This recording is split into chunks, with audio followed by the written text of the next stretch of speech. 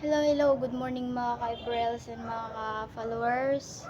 Dito po mag-start ang aking mini vlog.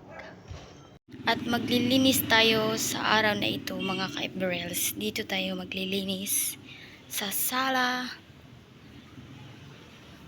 At pati na rin doon sa kusina. Doon.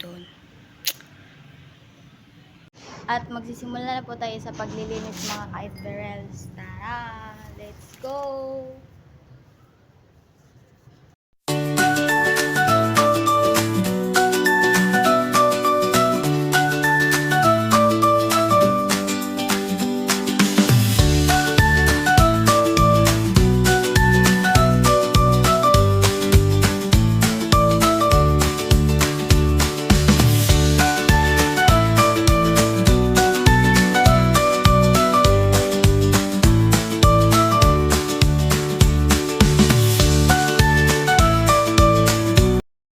At hindi namin bahay ito. Dito lang po ako nagstay kasi isa akong working student. Since grade 8 tas ngayon grade 10 na.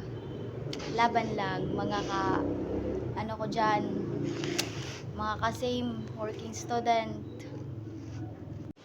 At hindi ko na rin vinidyuhan dito sa sala kasi takot din ako pagalitan sa aking amo na nagsisilpon ang aga-aga pa kasi. Yun, hindi ko na binidyuhan na naglinis ako sa sala kasi